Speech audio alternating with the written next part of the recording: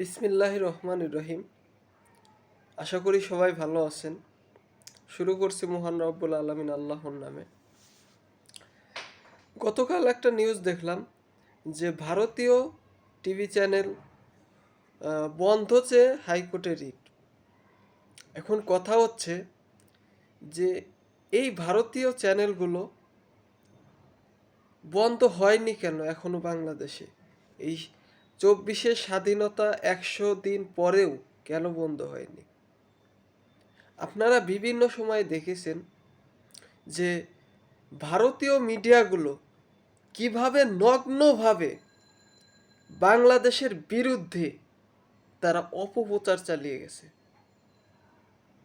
বিভিন্ন চ্যানেলগুলা তাদের, আপনারা দেখবেন যে আর বাংলা নামে একটা চ্যানেল আছে, সে কিভাবে যে মলম বিক্রেতা নামে একজন আছে না, ওই যে আহ, ওটা কি বলে, ময়ূক রঞ্জন ঘোষ সম্ভবত।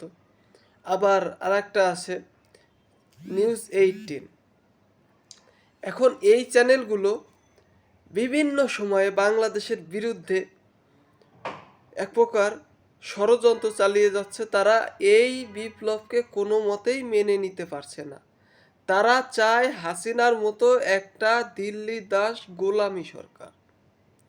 কিন্তু বাংলাদেশ একটি 24-এর জুলাই আগস্টের পরে যে স্বাধীনতা পেয়েছে, এই স্বাধীনতা হচ্ছে দিল্লির বিরুদ্ধে শহীদ আবরারের যে ত্যাগ 2019 সালে যে ত্যাগ করেছিলেন, সেই ত্যাগ 2024 সালে আল্লাহ তাআলা আমাদেরকে দান করেছেন।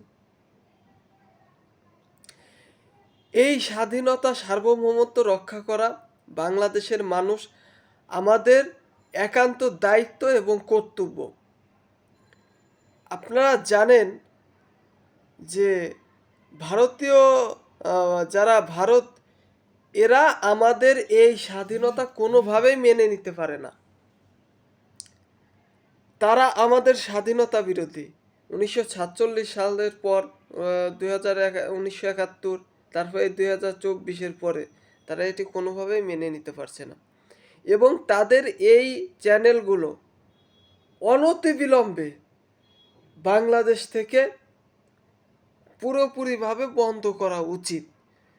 কারণ তাদের যে সমস্ত চ্যানেলগুলো, এই যে স্টার জলসা, জি বাংলা, এ থেকে বাংলাদেশের কী লাভ হচ্ছে?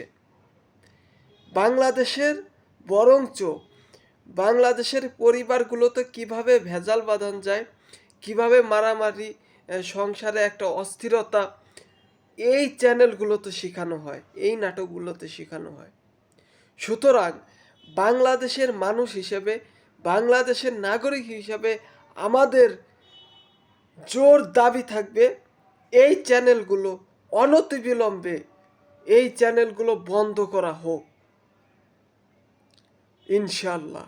ইনকিলাব জিন্দাবাদ।